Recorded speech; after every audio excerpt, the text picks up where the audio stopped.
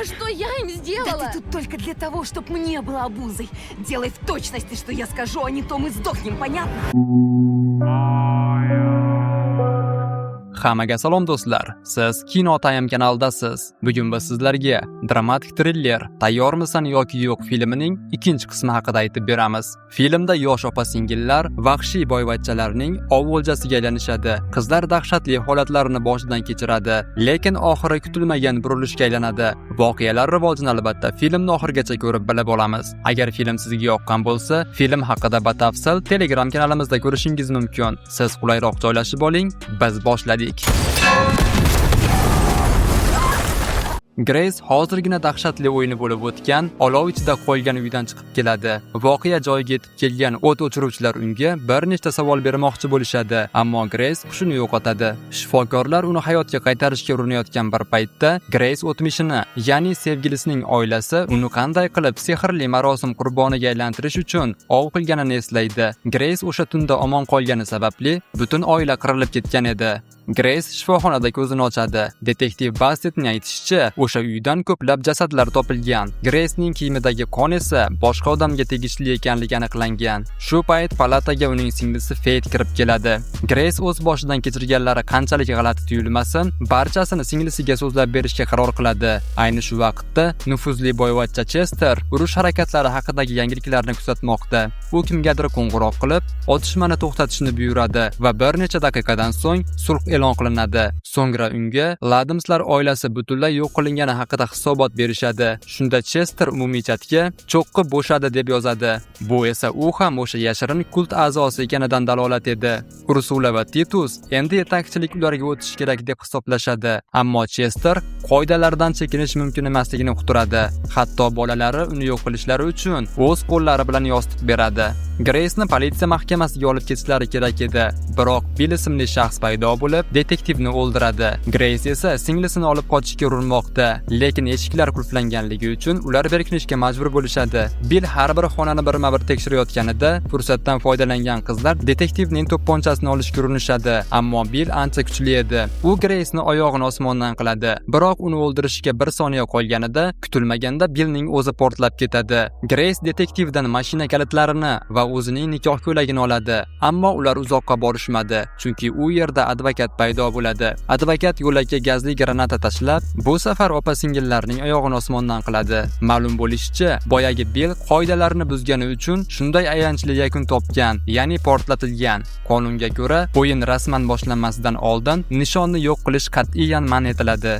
Ursula va Titus bular butun bir mehmonxona majmuasining egalari. Ular mijozlarining fikri bilan mutlaqo qiziqmay, hammaga darhol binoni bo'shatishni buyurishadi. Tez orada shahar atrofiga dunyoning turli burchaklaridan eng nufuzli va xavfli kult a'zolari oqib kela boshlaydi. Hamma yig'ilgach, ularga navbatdagi o'yinchoqlarni, ya'ni bizning qahramonlarimizni ko'rsatishadi. Billning oilasi qirilib ketganidan so'ng barcha boshqaruv kengash qo'liga o'tgan. Ulardagi uzuk esa cheksiz hokimiyat ramzi hisoblanadi. Ushbu qonli o'yin tugagach, qaysi oila g'olib chiqsa, o'zi ko'shalarga o'tadi va ular yangi yetakchiga aylanishadi. To'y kuni Grace bo'lajak oilasiga mutlaqo yolg'iz ekanini aytgan edi, ammo endi hamma uning singlisi borligidan xabardor. Afsuski, Grace o'yindan voz kecha olmaydi va yana bir bor omon qolish uchun kurashishga majbur bo'ladi. Faqat singlisi Faithning hayoti bilan tahdid qilishgandagina Grace hamkorlikka ko'nadi.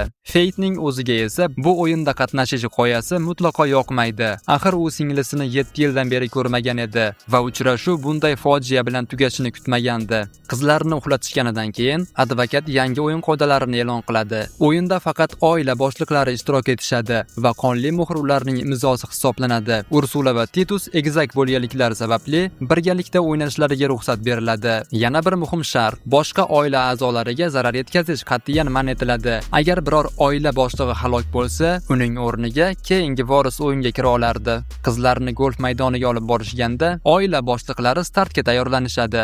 Grace va Faith esa o'zlariga kelishdi. Ular nima qilishni kelishib olishga ulgurmaslaridan osmonda dron paydo bo'ladi. Chensin qizlari bilan gaplashmoqchi bo'ladi, ammo g'azablangan Ursula dronni urib tushiradi. Ursula qizlarini nishonga olib o'q uzayotgan bir paytda opa-singillar bor kuchi bilan yugurib, mashinalar yura olmaydigan o'rmonga kirib ketishadi. Biroq o'rmon baland devor bilan o'ralgan edi. O'rmon bo'ylab ketayotganlarida Faith fursatdan foydalanib opasini koyiy boshlaydi. Ursula esa allaqachon allaqachon yaqinlashib qolgan. Qizlar daraxt ortiga yashirinishadi. Shu payt orqalaridan Titus sekingina yaqinlashib, zarba bermoqchi bo'ladi, lekin qizlarning baxtiga uning boltasi daraxtga sanchilib qoladi. Qizlar uni zanjir bilan urib yiqitib, qochishda davom etishadi. Ursula esa ukasining bu ahmoqligidan g'azabda uning yuziga tarsak tushirib, "Biz g'alaba qozonishimiz kerak. Aks holda otamizning qurbon bo'lgani befoyda ketadi" deb baqiradi. Qizlar o'rmondan chiqishi bilan snayper nishoniga tushishadi. Ignasiy o'q uzmoqchi bo'lganida kutilmaganda miltiqning o'qdoni tushib ketadi. U shoshib-pishib o'qdonni joyiga solayotganida esa tasodifan o'q otib yuboradi. Otishma ovozini eshitgan qizlar esa pana joyga yashirinishga ulgurishadi. Ayni shu paytda boshqa oila a'zolari o'yinni televizor orqali jonli efirda tomosha qilayotgan edi. Kip Ursula va Titusga qizlarning qayerda ekanini aytmoqchi bo'lganida, advokat qoidalarga ko'ra buni taqiqlaydi. Fate vaziyatdan chiqish uchun gaz ballonidan gazni chiqarib yuboradi. Endi Ignasiya tuman tufayli nishonni ko'ra olmaydi. Shunga qaramay viraj tavakkal qilib, tumanga qarab o'q uzganida kuchli portlash sodir bo'ladi. Bu qoidalarni buzish deb hisoblanishi mumkin edi, lekin viraj omon qolgani sababli Ignasiya o'yinda qoldi. Opa-singillar esa bir uyga qochib kirib, jarohatlarini bog'lashmoqda. Grace singlisiga uni to'yga taklif qilmoqchi bo'lganini, ammo u bilan bog'lana olmaganini aytadi.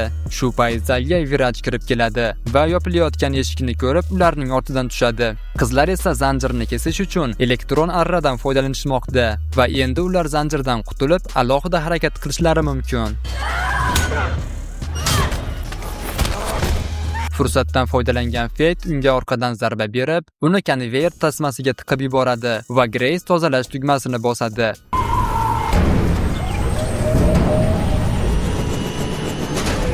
Viraj o'lganidan so'ng uning o'rniga o'yinga Madh kirish kerak bo'ladi, ammo Madh o'limdan juda qo'rqardi. Shu sababli yetakchilikni rafiqasiga topshirishga qaror qiladi. Ayol bu xavfli vaziyatdan norozi bo'lsa-da, e'tiroz bildirishga ojiz edi.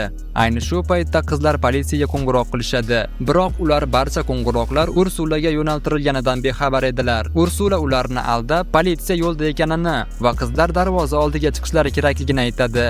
Yo'lda qizlar Chensin bilan to'qnash kelishadi.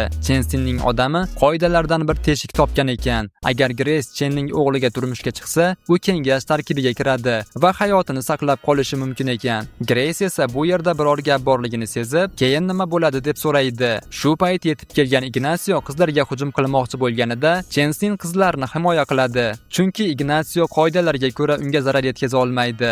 Chensin Grace'dan taklifga rozi bo'lishini talab qiladi. Aks holda uni o'zi o'ldirishini aytadi. Biroq Grace chaqqonlik qilib, Chensinni ushlab qo'lidagi qurol bilan Ignacioni o'ldiradi. Qoidalarga ko'ra kult a'zolari bir-biriga zarar yetkazmasligi kerak. Biroq Chensin Ignacioni o'ldirgani uchun o'g'li bilan birga portlatib yuboriladi.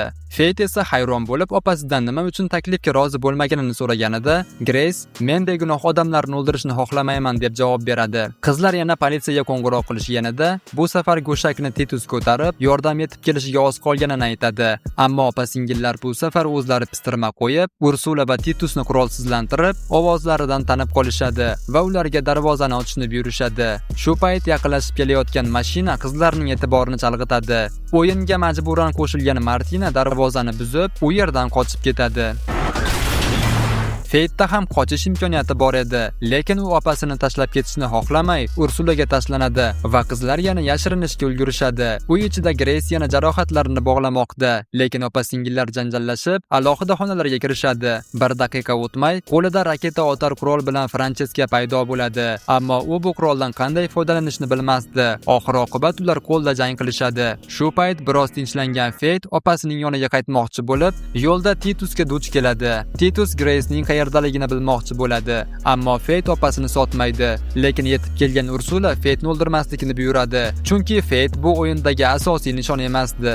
Biroq Ursula va Titus Fate'dan o'z maqsadlari yo'lida foydalanishga qaror qilib, mikrofon orqali Grace'ga murojaat qilishadi va singlisi ularning qo'lida ekanini va uni qutqarmoqchi bo'lsa, aytilgan joyga kelishini aytishadi. Fate esa opasiga baqirib, qochib ketishni so'raydi. Shu payt Grace'ning ko'zi qurol-yarog' to'la qutiga tushadi. Bunday sovg'a bilan qurollangan Grace hech narsadan tap tortmay singlisini qutqarishga otlanadi va yo'lida uchragan barchani birma-bir yo'q qila boshlaydi. Продолжим, мразь! Filip ham bu o'yinda g'olib bo'lishi mumkinligini o'ylab, arizaga imzo chekib, qurol uchun yuguradi, ammo quroldan foydalanishni bilmasligi unga pand beradi. Grace oshxonaga qochib kirganida qurol o'qlari tugaganini tushunadi. Keyin qiz muzlatgich ichiga berkinishga urinayotganida Titus yetib kelib, Fate'ni o'ldirish bilan tahdid qiladi. Shu pallada Fate qoidalardagi teshikni eslab, Titusga unga uylanish taklifini beradi. Advokat buni qoidalarga zid emasligini tasdiqlagach, Titus rozi bo'ladi. Grace va Fate esa vaqtincha xavfdan qutulishadi. Shundan so'ng hamma to'y marosimiga yo'l oladi. Endi barcha hokimiyat Titusning oilasiga o'tgan edi. U g'alabadan shunchalik sarmast bo'ladiki, Grace'ning qo'liga o'tkir xanjar olganini sezmay qoladi va Grace kutilmaganda unga hujum qilib o'ldiradi.